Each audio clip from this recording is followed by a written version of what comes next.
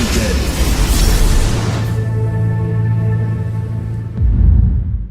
Hello everyone, and welcome back to my show. I'm Dr. Lott from Acupuncture is My Life. Now in this episode, I'd like to discuss shortness of breath as one of the CDC's 11 symptoms of the coronavirus. Now this symptom can be quite worrisome. A symptom such as shortness of breath under many circumstances requires hospitalization. An example of when it may not is if it's a symptom of anxiety as a result of a mental disorder or as a result of exercise or walking up a flight of stairs, extreme temperatures, high altitudes, and so on. Now, in most cases, shortness of breath is due to heart and lung conditions because your heart and lungs are responsible for transporting oxygen throughout your body and removing carbon dioxide. Now, shortness of breath, as defined, is an intense tightening in your chest, as if you're hungry for air and having difficulty breathing or feeling breathless. Ways in which you can tell if you're experiencing shortness of breath is to 1, see how well you can breathe while talking. Another is to notice if you're simply watching television or relaxing for that matter, and you feel as if you're not getting enough oxygen. As for individuals diagnosed with COVID-19, shortness of breath tends to be viewed as a severe symptom, which is more times than not treated in a hospital setting with supplemental oxygen. Now, this is done to increase the amount of oxygen in a person's blood. Now, if you were to become worried that you're experiencing shortness of breath as a result of contracting the coronavirus, the first thing you should do, although easier said than done, is to try and calm down to attempt to determine if it's simply a result of anxiety. Now, if the symptoms persist, call your doctor immediately, especially if you've noticed you're experiencing other coronavirus symptoms along with shortness of breath. Now, let's discuss how shortness of breath is diagnosed and treated in Chinese medicine. Now, the underlying pathogenesis of shortness of breath in Chinese medicine is a person's lung qi failing to descend, which can be the result of 2 different causes. One can follow a pattern that's excess in nature as a result of when cold or stagnant phlegm or qi stagnation or internal heat obstructing the lung qi. Or 2, follow a pattern of deficiency such as lung and kidney deficiency, which contributes to the failure of lung qi being able to descend. There are 4 general causes of breathlessness in Chinese medicine, which can be the result of 1, an exterior pathogen such as wind cold obstructing the lung qi's ability to descend, as well as inhibiting its ability to disperse. Or wind heat, which could also obstruct the normal function of lung qi by forming phlegm to block its descent. Another general cause could be improper diet, which would disrupt the function of the spleen qi being able to transport and transform food essence, thereby causing the accumulation of phlegm dampness, which would also obstruct the descending function of lung qi.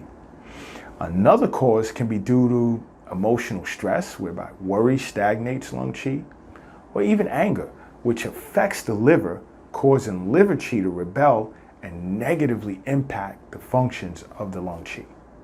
Now, another can be due to pre-existing conditions such as diabetes, hypertension, so forth and so on, that has consumed both lung qi and lung yin to eventually cause kidney essence to become deficient, leading to kidney not being able to receive qi from the lung. Now, there are 5 basic excess and 2 basic deficient patterns that follow shortness of breath in Chinese medicine. Now, 1 is when cold, as I previously stated, invading the lung. Now, in this case, there would be shortness of breath with coughing and gasping, rapid breathing, a stifling sensation in the chest area, and lots of white sputum. Symptoms would present as a version of cold with fever and headache. The tongue would have a thin, white, slippery coating to it, and the pulse would be floating and tight. Now, in this case, I would look to expel wind cold to like I'd say restore the descending and dispersing function of lung qi. Another excess pattern could be exterior cold with wind heat. Now in this case, there would be shortness of breath with rapid breathing, chest pain, flared nostrils, and thick yellow sputum that's hard to bring up. Now symptoms would present as having, let's say, slight aversion to cold and a fever with a headache. The tongue would appear as having a thin yellow coating with a rapid pulse. Now in this case, I would disperse lung qi and drain internal heat. Another excess pattern could be phlegm accumulating in the lung. Now in this case, there would be shortness of breath with a stifling sensation in the chest, and there would also be a cough with lots of sticky white sputum that's hard to also bring up.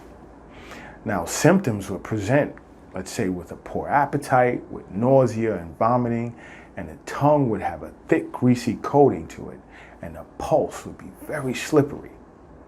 Now in this case, I would look to clear out the phlegm to restore the descending function of lung qi. Another excess pattern could be phlegm heat accumulating in the lung. Now in this case, there would be shortness of breath, a heat sensation in the chest area, accompanied with chest pain. There could be coughing, let's say with lots of thick yellow sputum, and symptoms will present as thirst, dry throat, dark urine, and constipation. The tongue would have a thick yellow greasy coating to it. In this case, I would look to transform phlegm and clear lung heat. Another excess pattern could be qi stagnation in the lung. Now in this case, there would be shortness of breath triggered by emotional stress with a rapid, short breathing feeling as if you're like sort of suffocating. And there would also be chest pain. Now symptoms would present as insomnia, heart palpitations, and pain in the hypochondriac area. The tongue would have a thin white coating to it, and there would also be a wiry pulse. In this case, I would calm the liver and direct the lung qi downwards. Now the two deficient patterns are lung qi deficiency and kidney qi deficiency. In the case of lung qi deficiency, I would look to tonify and nourish both lung qi and lung yin, whereby in the case of kidney qi deficiency, I would look to warm the yang and tonify the kidney in order for it to receive qi from the lung. These are some of the basic patterns of shortness of breath in Chinese medicine.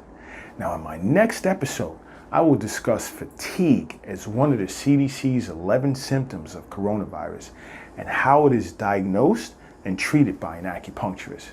Now don't forget to subscribe to my show. And until next time, acupuncture is my life. What's yours?